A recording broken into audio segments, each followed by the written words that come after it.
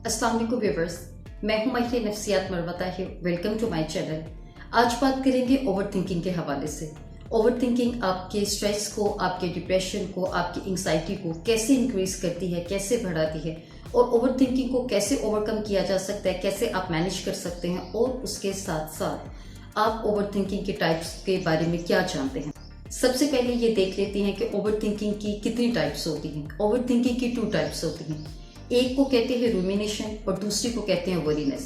Rumination में patient को उसके गुजरे हुए जो ट्रॉमा होते हैं, पास्ट इवेंट्स होते हैं, वो बहुत ज़्यादा रिकॉल होते हैं, यानी कि उसको वो बातें याद आएंगी जो उसने वक्ती तौर पे थोड़ी देर के लिए दबा दी होती हैं, उसको कहते हैं रूमिनेशन।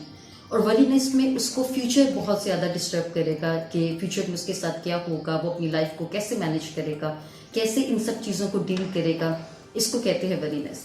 ओवर थिंकिंग को कैसे ओवरकम किया जा सकता है? ओवर थिंकिंग को ओवरकम करने के बहुत से तरीके हैं, जिसमें ज़्यादातर आप अपने आप को डाइवर्ट कर सकते हैं सिचुएशन से, योगा कर सकते हैं, मेडिटेशन कर सकते हैं, और अपने आप को एक्सेसिव वरीनेस से बचा सकते हैं। लेकिन अगर कोई पेशेंट पुराना ओवर थिंकिंग का मर्ज है उसको, और वो शुरू से उसको आदत है एक्स्ट्रा सोचने की, लेकिन उसके साथ साथ अगर वो डिप्रेशन को, एंग्जाइटी को, स्ट्रेस को पहले से भी डील कर रहा था और अब भी दोबारा वो डील कर रहा है, तो उसकी वजह से उसकी ओवर थिंकिंग के चांसेस सबसे ज़्यादा होंगे।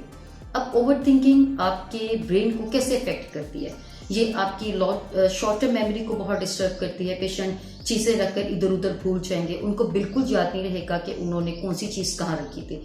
उसके अलावा वो एक बात को 2-2 बार रिपीट करेंगे। फॉर एग्जाम्पल, अगर उन्होंने कोई काम करना है तो वो 2 दफ़ा, 3 दफ़ा, 4 दफ़ा बार बार रिपीट करेंगे, अपने ब्रेन में रिकॉल करेंगे कि उन्होंने ये काम करना था। फॉर एग्जाम्पल, अगर किसी पेशेंट ने कोई फ्लाइट बुक करवाई है अपनी किसी आउट ऑफ सिटी जाने के लिए, तो जब वो आउट ऑफ सिटी जाने के लिए अपनी फ्लाइट और टिकट को, उसको पता होगा कि उसकी रात की 3 बजे फ्लाइट है, 2 बजे फ्लाइट है, मगर मसला ये होगा कि उसको ओवर थिंकिंग होने की वजह से, इस स्ट्रेस और एंग्जाइटी की वजह से वो अपनी टिकट को बार बार देखेगा, जिसकी वजह से वो प्रॉपरली सो नहीं पाएगा। इसी तरह कोई अपॉइंटमेंट है, कोई प्रॉपर मीटिंग है, कोई इंपॉर्टेंट मीटिंग है, तो वो उसमें भी पेशेंट को बहुत ज़्यादा इस तरह की प्रॉब्लम्स होती हैं। ओवर थिंकिंग आहिस्ता आहिस्ता आपके ब्रेन को बहुत बुरी तरह डैमेज करती है। ये आपको स्ट्रेस को, आपकी एंग्जाइटी को, आपके डिप्रेशन को 2x नहीं 4x कर देती है, और उसके साथ साथ ये आपकी डेली लाइफ की रूटीन को बहुत डिस्टर्ब करती है। अगर पेशेंट की ओवर थिंकिंग को मैनेज ना किया जाए, पेशेंट अपना प्रॉपर ट्रीटमेंट ना करवाए, तो उसका क्या नुकसान होगा? उसका नुकसान ये होगा कि उसको मूड स्विंग्स बहुत होंगे, स्ट्रेस बहुत होगा, एंग्जाइटी बहुत होगी, और उसके साथ साथ सबसे ज़्यादा एग्रेसिवनेस, गुस्सा सबसे ज़्यादा पीक पे होगा उन लोगों का जिनको स्ट्रेस और एंग्जाइटी की वजह से ओवर थिंकिंग का मर्ज है, या वो ऑलरेडी ही बहुत सेंसिटिव हैं।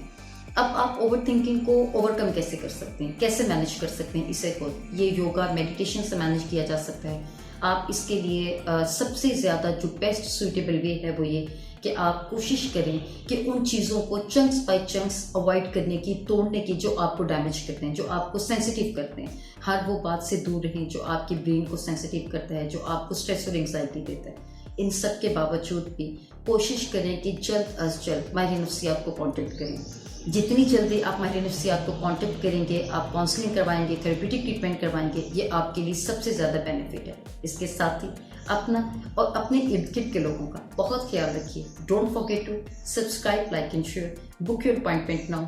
Take care. अल्लाह हाफिज़।